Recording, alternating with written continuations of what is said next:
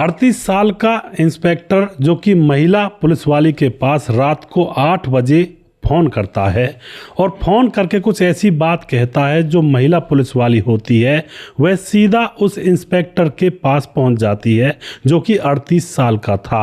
और उसके बाद वह जो इंस्पेक्टर होता है उस पुलिस वाली महिला को अपने फ़ोन में कुछ ऐसी चीज़ें दिखाता है। वह महिला फ़ोन में वह चीज़ें देखने लगती है और जो इंस्पेक्टर साहब होते हैं वह अपने एक एक करके कपड़े उतारने लगता है। और उसके बाद जो महिला होती है वह भी एक एक करके उस फोन में न जाने क्या देखा था, उसको देखने के बाद महिला भी एक एक करके अपने कपड़े वहां पर उतारने लगती है। और उसके बाद दोस्तों यहाँ पर एक नई फिल्म दोबारा से बनती है पूरी रात भर। और जब इस कहानी का खुलासा होता है तो यहाँ पर बहुत बड़ा बवाल मच जाता है। आखिर क्या तो यह कारण था जो यहाँ पर यह घटना हुई और क्या इसके पीछे का राज था, पूरी कहानी जानने वाले हैं। वीडियो को लास्ट तक जरूर देखा करें। नमस्कार, मैं हूं सुदेश कुमार और तिरछी बात चैनल में आपका स्वागत है। दोस्तों, आपको टाइटल से ऐसा लग सकता है कि भाई क्या बात बता रहे हैं, लेकिन इनके पीछे एक उद्देश्य होता है। जो समाज के अंदर आजकल घटनाएं घटती हैं उन घटनाओं में ऐसा होता है, रियलिटी में होता है, तभी हम लोग इन चीज़ों को आप लोगों के सामने लेकर आते हैं। तो वीडियो पूरी देखिएगा। यहाँ पर नए नए मोड आपको देखने को मिलेंगे कि किस तरह से एक सरकारी अफसर भी कहीं किसी के चंगुल में फंस सकता है या फंस सकती है। तो एक किरण नाम की जो लड़की होती है जिसकी उम्र होती है 24 साल की, पश्चिम बंगाल के एक गांव के एक मोहल्ले में उसका घर है। और जो किरण होती है माँ बाप के साथ रहती है, माँ बाप की बड़ी लाडली है।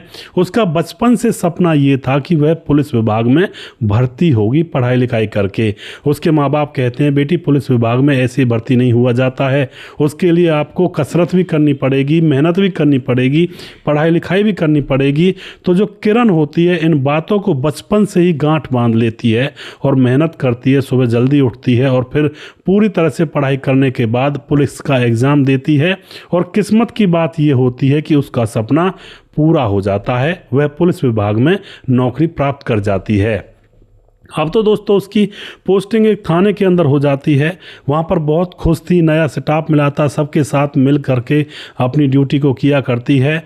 2-3 महीने के बाद अब उस पुलिस थाने के अंदर एक इंस्पेक्टर जिसका नाम होता है सूरज, उम्र होती है 48 साल, उसकी वहाँ पर पोस्टिंग हो जाती है।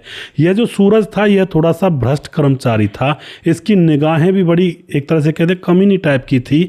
तो वह जब इस थाने के अंदर आता है तो जब यह इस किरण को देखता है तो किरण के ऊपर मोहित होने लगता है। बार बार किरण को बुलाता, बार बार फाइलें खुलवाता, बार बार उससे कुछ काम करने के लिए कहता, जिससे कि बार बार किरण उसके सामने आ सके और वह अपनी आंखें सेक सके। इस तरह से यहाँ पर मामला चल रहा था। लेकिन अभी सूरज किरण से कुछ भी कह नहीं पा रहा था अपने मन की बात, मौका ढूंढ रहा था कि किस तरह से इससे बात हो। अब बातों ही बातों में ऐसा होने लगता है दोस्तों, किरण भी इसकी तरफ देखती है तो किरण भी सूरज की तरफ मोहित होने लगती है। दोनों एक दूसरे को अपना फ़ोन नंबर दे देते हैं और अब धीरे धीरे चैटिंग होने लगती है, धीरे धीरे फ़ोन पर बातें होने लगती हैं। पहले किसी केस के सिलसिले में बातें होती और धीरे धीरे अब सूरज कहता है किरण कुछ खाया या नहीं खाया, इस तरह से वहाँ पर बातचीत होने लगती हैं। तो अब बातें कुछ ज़्यादा ही अपर लेवल पर हो जाती हैं और अब किरण और सूरज के बीच में मीठी मीठी बातों में दोनों को एक दूसरे से प्यार हो जाता है। अब दोनों एक दूसरे से फ़ोन पर तो प्यार करने लगे थे, लेकिन किसी को अभी प्रकट में दिखा नहीं रहे थे कि भाई ये दोनों एक दूसरे से प्यार करते हैं। अब धीरे धीरे समय गुजरता है, बातचीत शुरू तो हो ही गई थी, प्यार भी हो गया था और किरण को उस इंस्पेक्टर के ऊपर पूरा भरोसा भी हो गया था कि भाई ये अच्छा इंसान है। अब जो किरण होती है उसका जन्मदिन था एक दिन।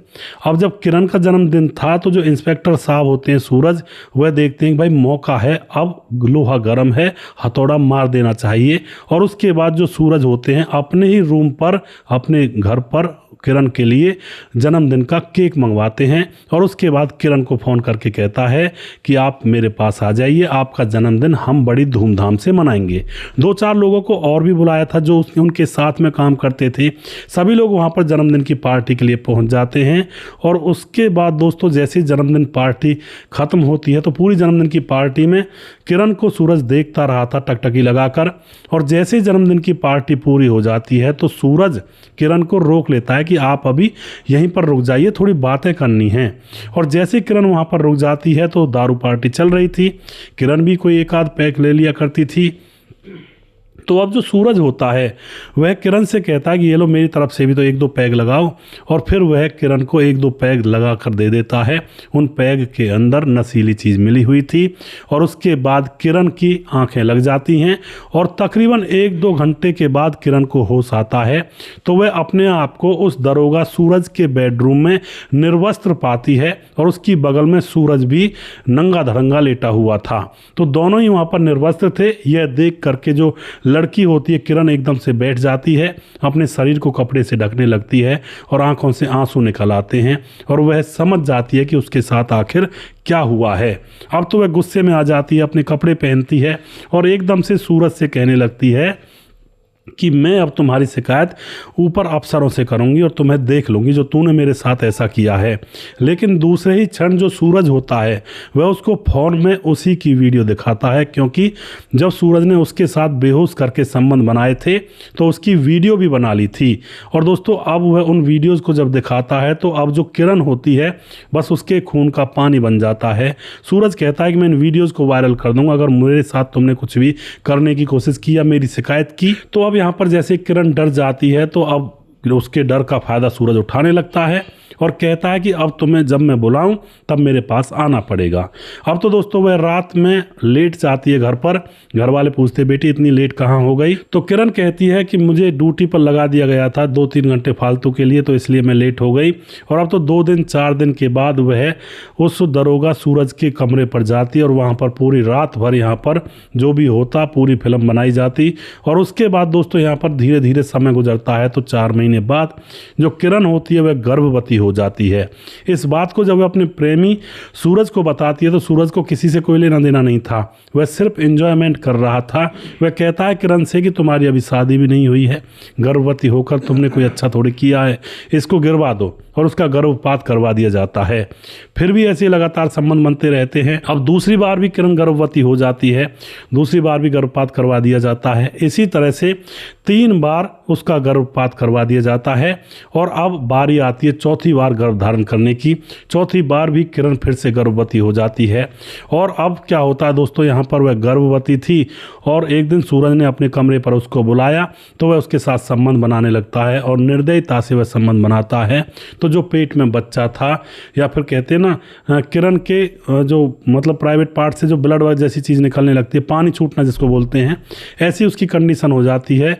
बहुत ही बुरी हालत उसकी हो जाती है। तो अब यह जो थानेदार होता है यानी कि सूरज जो होता है उसको हॉस्पिटल में एडमिट करवाता है। अब बेटी की बीमारी की खबर सुन करके किरण के माँ बाप भी उस हॉस्पिटल में पहुंच जाते हैं कि बेटी को आखिर हुआ तो हुआ क्या। और जो डॉक्टर होती है उससे बात करते हैं। अब जो डॉक्टर नहीं थी उसने स्पष्ट किरण के माँ बाप को बता दिया कि आपकी बेटी गर्भवती है और ज़्यादा जोर से संबंध बनाने की वजह से उसका जो गर्भ है वो अब गिर गया है। अब बच्चा जिंदा नहीं है, वो मर चुका है, उसकी सफाई हमें करनी पड़ी है। यह बात देख करके किरण के माँ बाप तो बस उनके हाथ पांव कांपने लगते हैं कि हमारी बेटी की तो अभी शादी भी नहीं हुई और ये गर्भवती कैसे हो गई। फिर वह अपने किरण बेटी के पास जाते हैं, उससे पूछते हैं कि ये क्या था।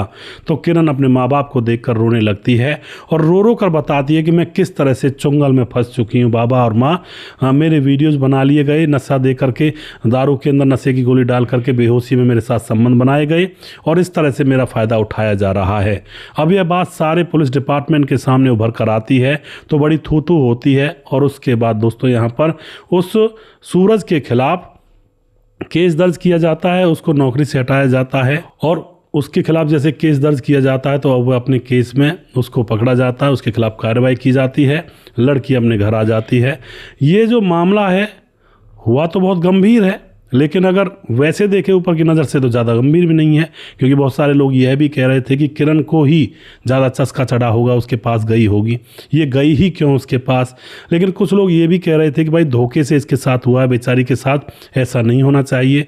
जबकि दोस्तों मैं यहाँ पर यह कहना चाहता हूँ, किरण तो पुलिस वाली थी, पुलिस वाले लड़कियों को कहते हैं कि भाई अगर आपकी कोई वीडियो बना लेता है तो तुरंत पुलिस थाने में आएँ, वो वीडियो अपने आप डिलीट करवा दी जाएगी। तो ये खुद पुलिस वाली होते हुए भी अपना वीडियो पहली बार में ही डिलीट क्यों नहीं करवाया इसने। जैसे पहली बार में सूरज ने उसके साथ धोखा दिया था तो तुरंत तभी शिकायत कर देती कि मेरा वीडियो बनाया गया है और उसी वक्त यह वीडियो डिलीट हो जाता। लेकिन किरण ने भी चुप्पी साधी और उसके बाद बार बार शोषण हुआ, 3 बच्चों की मौत हुई, गर्भधारण किया 3 बार और उनको गिराना पड़ा और चौथी बार तो वह खुद ही बड़ी मुश्किल से बची थी।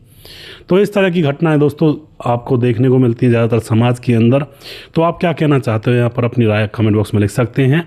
मैं उन लड़कियों से, बहन बेटियों से ये कहना चाहता हूँ, अगर आपके साथ कोई ऐसी घटना हो जाती है, कोई धोखे से आपके साथ संबंध वगैरह बना लेता है किसी पार्टी वार्टी में तो और वीडियो बना लेता है तो उसको तुरंत ही पुलिस के सामने पेश करें। पुलिस के अंदर ऐसा सिस्टम होता है कि ना आपके घर वालों को पता लगेगा ना किसी को, और वो वीडियो डिलीट करवा दिया जाएगा और अपराधी को जेल में डाल दिया जाएगा। ये रूल है, ये कानून है।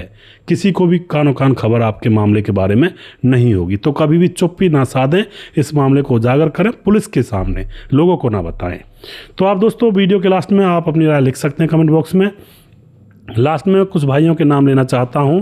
हमारे साथ राम मोहम्मद यासीन लाहौर पाकिस्तान से हैं, राधेश्याम शर्मा सिरसी जयपुर राजस्थान से हैं, राजकिशोर चौरसिया महाबलेश्वर महाराष्ट्र से हैं, छगनदास खारडा बांध राजस्थान से हैं, सुशील चौधरी अमर भाई लगातार कमेंट करते हैं और राम गुस्साई अमर भाई लगातार कमेंट करते हैं। और उसके बाद पंकज कुमार जो कि आँखों से दिन को दिखता नहीं है, वो भी हमारे वीडियो पर लगातार बने रहते हैं।